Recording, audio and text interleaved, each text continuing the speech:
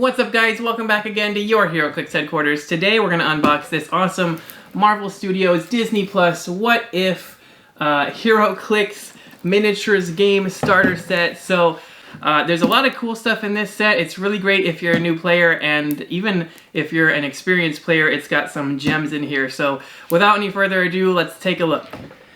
Alright, and here we are. Closer look at the box. You can see the figures there through the little window. Looking good. Yeah, you got the Supreme Doctor Strange there. You've got some of the figures on the sides. And yeah, some more stuff. Cool. And then if we take a look at the back here, you can see it just says here everything that it comes with. And, you know, all the different campaigns you can play. And there's all the different characters and stuff. And you get some dice. And yeah, that's about it. So let's slice this thing open and take a look at all the figures. Boom, and there we go. So we've got it all cut open, and let's just slide the top of this thing off. Nice and easy like that. So here is all of our figures in here. You can see it comes with red dice. That's awesome. The dice and token kit for this set had blue dice. So it's cool to get, like, it's the same dice, like the picture there, but it's a, you know, different color, which at least gives you some variation, which is awesome.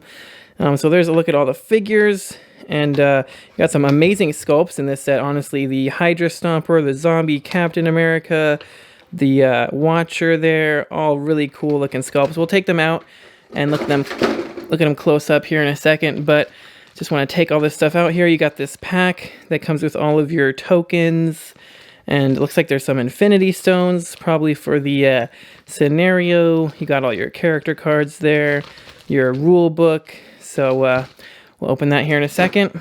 And then we've got our map tiles that, you know, has all the two sides of the map, I believe. So we'll also put that together. Alright, it took me an embarrassingly long amount of time to figure out how to put this map together, honestly, but I think I've got it finally. So to save you guys a little bit of time, it looks like it goes tile 1A, 2A, 3A, and then 4, 5, 6. I was trying some different combinations and it wasn't making any sense, and yeah, but that makes more sense. Anyway, what I noticed along the way was when you flip this map over, it's actually really cool. Because it becomes all, like, I don't know, Doctor Strange-ified. Oops. As you can kind of see, like, that room turns into that, right? And then the streets turn into, you know, this. There's all holes in the streets from whatever is attacking, and then these, like, crystals and stuff shoot out of the ground over here. And, oops. Let's go like that. So then you have side B, 1, 2, 3, 4, 5, 6. Yeah, so that's actually a pretty cool map once you figure it out. I'm guessing this has a lot to do with the scenario. You start out in this street with this little shop or whatever is over here, and the little park over here, and then it gets crazy with, like, Doctor Strange and some multiverse of madness type of stuff going on, and it turns into this. So that's actually pretty cool. I kind of like that. I do wish it was a little easier to figure out. I might just be, you know, not very smart. But anyway, let's rip this bag open here and we'll see all the instructions and everything that's going on with this. There we go. Okay, so we got our nice little rule book here. Welcome to Heroclix. It's got all the important rules you need in there. Oh, it comes with 2 powers and abilities cards. That's really useful. One for you, one for a friend. This is like everything you really need to know right here. Once you get the basic rules down, you don't need to be looking at the rule book every 2 seconds, but you're definitely going to need to keep these on you. So really nice that it comes with 2. And then we have little punch out action tokens, unless you want to buy the actual dice and token set for the set, which I recommend because they're really cool. Got little objects there too, light and heavy objects. Light on the other side, the yellow ones. And reset token, I'm guessing, oh no, I'm dropping everything. I'm guessing that has to do with Again, the scenario, you got all these little obelisks. There's the other reset token. What's this? We got an infinity stone, another infinity stone. Are these like equipable objects? Yeah, range combat expert. When the character hits and deals damage with a range attack after resolutions, roll a d6 on a 1 or 2, give this character an action token. Huh. Unequipped drop. So that's cool. It comes with like, I don't think these are playable outside of the scenario campaign, but the fact that you can kind of just, you know, play it for fun at home games with the freaking infinity stones, that's pretty awesome. I do like that. Hypersonic speed. When it uses it after resolutions, roll a d6 on 1 or 2, gives character an action token. So yeah, it looks like they all give them like a cool power to use. That's pretty awesome. We got another obelisk. And then you got your basic like smoke cloud markers, debris markers, special terrains, barriers, all that stuff you need. All the infinity stones right there. Is there 2 of each? I think there's 2 of each infinity stone. That's nice. And then we have, of course, the scenario campaign. So let's just pop this open and we'll just take a look at like the first one to get a feel for what this scenario is gonna be like. So there's actually rules for the infinity stones. When a scenario tells you to hide an infinity stone as part of the setup, you would first shuffle the 2 obelisk tokens face down and place 1 in each obelisk square on the map. Which I think this might be one here. That looks like one big, you know, important looking area there. And then the starting areas for this scenarios are in the solid purple lines with the purple shading, generally furthest away from the opponent. So I think there are multiple start zones. You can use just like, you know, 1 or 2 chunks of this, I think, at a time, because there's like multiple start zones and like all the corners of these. So that's pretty cool. And then during these scenarios, all characters have the following traits. Power. If an adjacent friendly character is equipped, unequip them and equip this character. That's cool. Sharing the stone. You can just grab it off your teammate. That's actually something that would be really powerful if it was in the regular game. And then close. When this character destroys an obelisk token with yes, equip this character with the corresponding infinity stone. Okay, so that's why one of these said yes, and I guess the other one says no. That makes sense. And then when this character hits with a close attack, instead of dealing damage, you may unequip the hit character and equip that equipment. Players with an infinity stone on their force must assign each stone to a friendly character at the start of each battle. That's really cool. This seems like it'd be a really fun story event. And then here's just the whole story of it. And then scenario A, the Watcher and Doctor Strange Supreme have both detected infinity stones in the multiverse. Using their talents, they discover that the first such stone is manifesting near a cafe on Earth. Of course. They each dispatch a team to investigate. So I think in this, Doctor Strange is like the bad guy, right? Instead of Ultron. But, you know, that's cool still. I guess if they didn't get to watch the show before they made this, which is fine, I probably would have guessed Doctor Strange would have been the evil one too if I hadn't, you know, watched the whole show. But yeah, then it just tells you what the Watcher's team is and what Doctor Strange's team is. And yeah, that's pretty interesting. So this looks like a pretty fun scenario campaign. Now let's take a look at the characters. All right, so that scenario looks super fun, but let's take a look at these figures. That's what we're really here to see, is how awesome all these figures are. So starting us off, we have Zombie Captain America. And now I pulled him in my brick during my unboxing, and the regular one looks great too. This one looks great, you know, same sculpt, but just beautiful. I just love the figure, honestly. The zombie Captain America looks so good. But taking a look at what this guy can do, he's got the monster, soldier, and warrior keywords. Now, all of these figures, all 10 of these figures that you get have 2 cards and 2 separate dials. So you can, as a new player, you get this like super basic A version of the character. And then once you get a little bit more familiar with the rules, then you can switch to the B version of the character, which is very similar, but usually has a special power or trait to make him a little bit better. So here's the dial for the A version, the just regular kind of easier to understand version of Zombie Cap. Yeah, he's got some charge with exploit weakness, 11 attack, 3 damage, so he's going to be able to, deal damage through reducers is great. Only 30 points, he's got 5 clicks of health, flurry, steal energy, some regen there at the end, so that's pretty crazy actually. He's got a lot of survivability for only a 30-point character. Even if he takes a hit, he's going to be able to regen it back really easily. So he's not bad for 30 points, and then for the higher end version here, we have Steal Energy, and when Zombie Captain America hits with a close attack after resolutions, you may give all hit characters an action token. That's pretty good. Tokens them up, slows them down. And he also has 3 range, so he can actually make some ranged attacks. But for only 40 points, this guy's got charge with a 12 attack, 3 damage, exploit weakness, 18 toughness. And for the whole back half of his dial here, he's got flurry with that special attack power as well as some regen.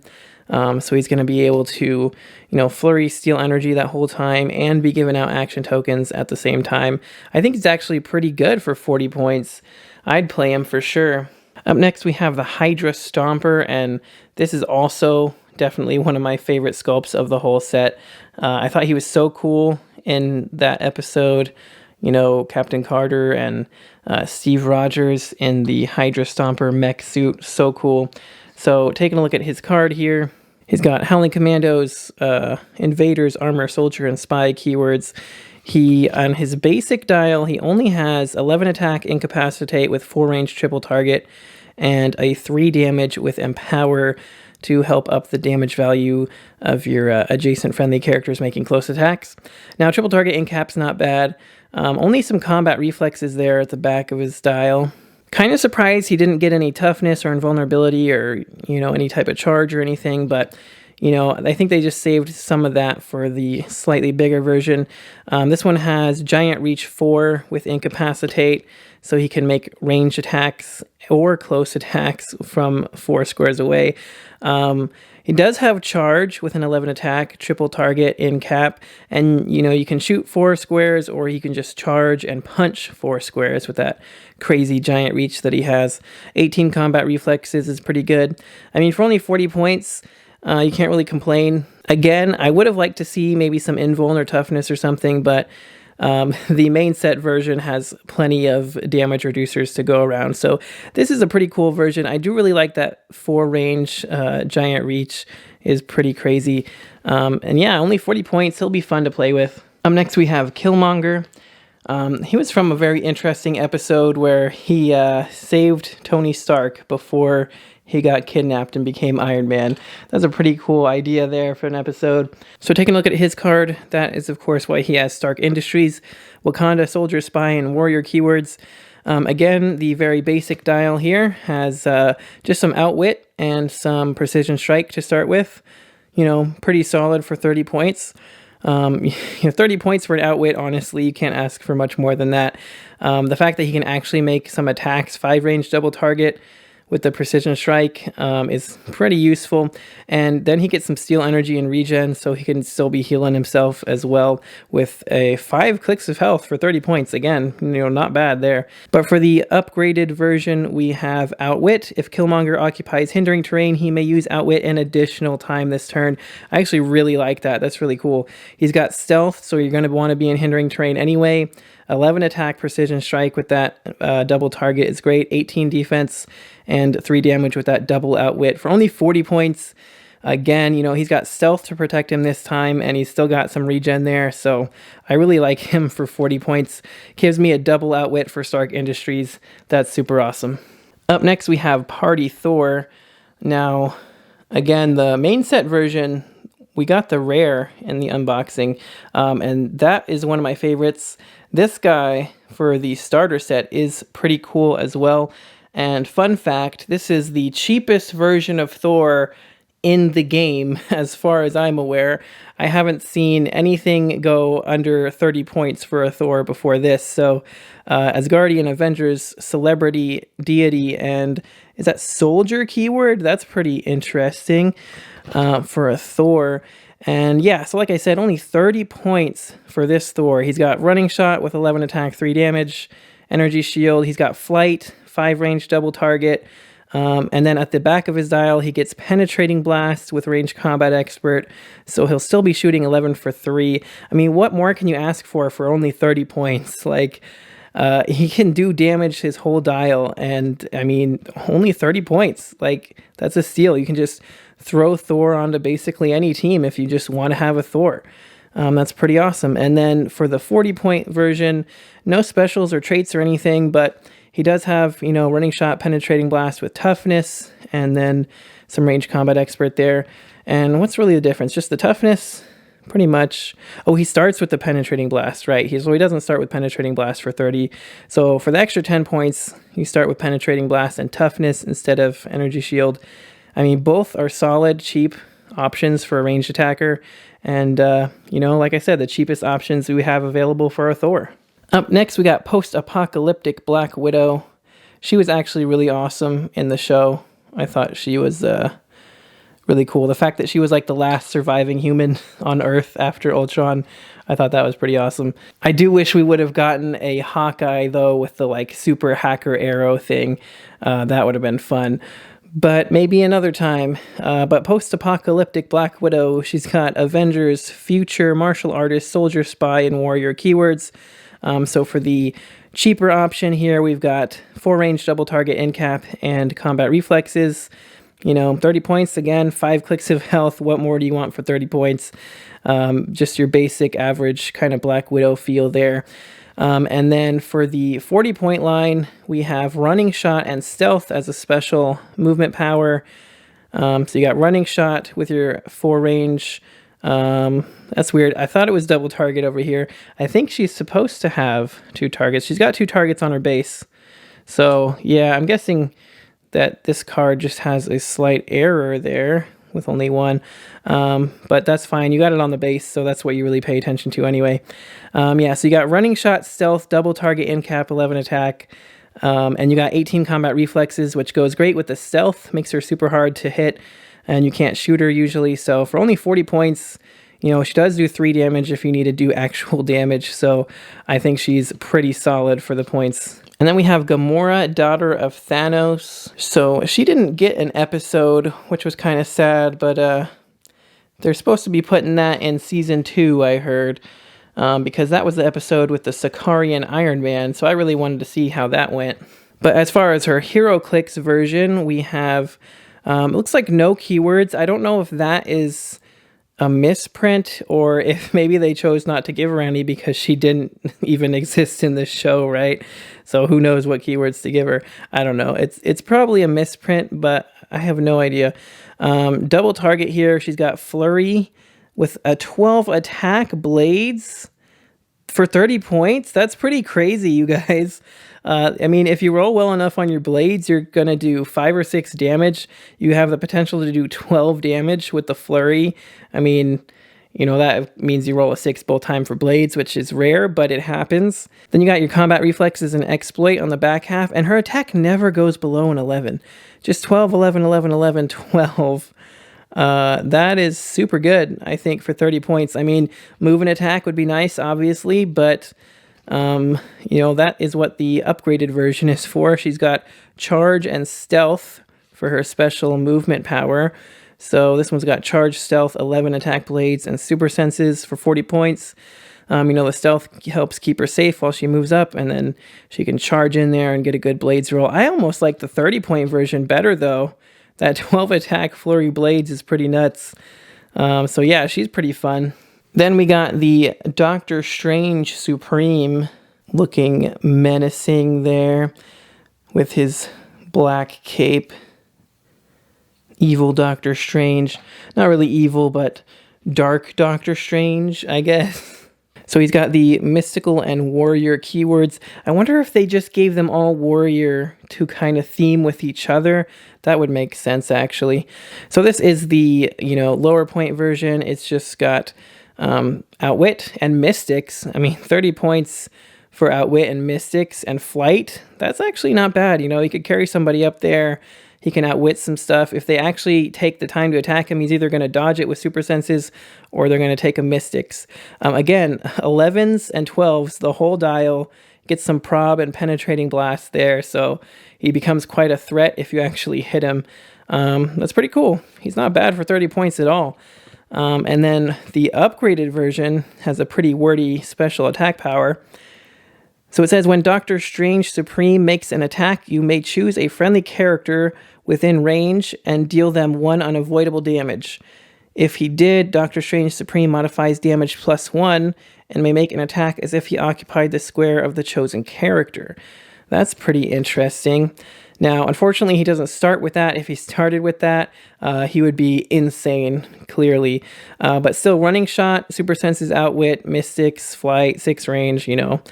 Good stuff for only 40 points. And then if he takes a hit, he can start shooting through other characters with a +1 to his own damage and prob. And 11 attack the whole dial. I mean, what more can you ask for 40 points, really? So that's a cool little Mystics attacker right there for sure. Then we got everybody's favorite, definitely one of the best characters of the whole What If show, T'Challa Star-Lord with his awesome Wakandan tech helmet. He was awesome in the show. So taking a look at his card here, he's got Ravagers, Wakanda, Pirate, Soldier, and Spy keywords. For only 30 points, he's coming in with a running shot, 4 range, double target, 11 attack, 18 defense, 3 damage, leadership. I mean, you know, leadership, in my opinion, if you can get leadership for 30 points or less, it's worth it. Just for that alone. The fact that he can actually attack, you know, running shot, he's got good defense, good attack, pretty good stats. You know, he's a solid 30 points. And then for the 40-point line, he just gets a little bit of an upgrade there with some precision strike and energy shield. And then he goes into some hypersonic range combat expert. But again, you know, this one's just more of an attacker with a precision strike. I think I almost prefer having the leadership and saving the 10 points. So, you know, sometimes like the cheaper options can be better over the 40-point versions, right? Like they get upgrades with like getting the precision strike and the energy shield up front. But I mean, saving the 10 points and getting leadership, you know, there's the give and take there. I almost kind of like that better. Next, we have Captain Carter. She was also, you know, really awesome in her episode. Very cool sculpt for her there. And let's see what she does. She's got Howling Commandos, Invaders, Shield, Soldier, and Spy keywords. And then the 30-point more basic version here, she's got just Charge, 11 attack, 17, and 3 damage with leaderships. So probably not as good as T'Challa Star-Lord, considering he had running shot, even though he had only 4 range. But, you know, it's still more than a charge reach, right? And he had an 18 defense with the leadership. So, you know, she's not quite as good as T'Challa Star-Lord. But then she does get Flurry with Close Combat Expert at the end. So she could be doing a ton of damage with that. You know, that's going to give her a 12 attack, 4 damage Flurry right here in the middle of her dial. So you still got to watch out for her, definitely. And then she gets Charge Flurry as a special attack power on her 40-point line. And yeah, for 40 points, you got Charge Flurry, 11 attack, 3 damage, 18 toughness, and the leadership. And then you got a 12 attack Flurry with Close Combat Expert. That's going to give her a 13 attack for the Flurry and 4 or 3 damage there. So I definitely like the 40-point upgrade. This is a big upgrade for her. That 40-point line is pretty nasty. Definitely going to want to try her out sometime. All right, and last but not least, we've got the Watcher, Uatu himself, the star of the show, right? Ponder the question, what if? This guy is the real star of the whole starter set. He's the guy that you buy the starter set for. So he's got the Cosmic and Herald keywords. He's got some Mystics team ability is always useful. For only 30 points, Perplex and Telekinesis with an 8 range as well. It's totally worth it. Just totally worth it for 30 points. I mean, Perplex or TK for 30 points alone is pretty much worth it. The fact that you actually get Mystics on top of that is pretty nuts. And, you know, if he takes some damage, he might land on Outwit. He might land on a 19 Defend. So he's going to be useful to your team no matter what, and he's going to be a very good support piece. But the 40-point upgrade is actually just insane. So it says the Watcher's lines of fire are never blocked. At the beginning of your turn, you may turn the Watcher's dial to any click. So that trait right off the bat is just insane. He's got 6 clicks for 40 points. You can turn him to any click number at the beginning of your turn. And so that means even if he takes a hit, you can literally just heal him right back. He's got Mystics, so unless they just completely one-shot him, he's just going to be popping right back and staying alive, right? And this one's got Outwit and TK with a 19 defense and 8 range that, you know, his line of fire is never blocked, so he's going to be able to outwit you through characters, through walls, through elevated, it doesn't matter. And then, you know, you can also pop him onto some defend at the beginning of your turn if you wanted. A 20 defense defend right there at the end is just nuts. He also has a 3 damage with Outwit, but he's only got an 8 attack, so I wouldn't be making any attacks with him. Yeah, you really want him for that 20 defense defend, and just the fact that he can be on any click number he wants on any given turn. That dude is super, super good. It's insane. I would personally buy the whole starter set just for him, but you've also got all these other amazing scopes and fun characters to play with, and a really fun looking campaign that I am going to try to play out on the channel here if you guys want to see it played out for yourselves. But that is all going to come in due time. So that's it for now. I hope you guys enjoyed. Alright you guys, so that does it for this unboxing and review of the Marvel Studios Disney Plus What If Miniatures game. Huge thank you to WizKids for sending me this to unbox for you guys. I hope you enjoyed it. If you did, make sure you smash that like button. It does help me out a lot. Let me know in the comments what your favorite figure from this starter set was, because I'd love to hear about it. Don't forget to click that subscribe button so you don't miss any future videos. And of course, if you'd like to support the channel more, check the links in the description for our Patreon so you can see your name here in the credits, as well as some other great stuff. But that's going to do it again, so thank you guys so much for watching this, and until next time, this has been Heroclix Headquarters, signing off.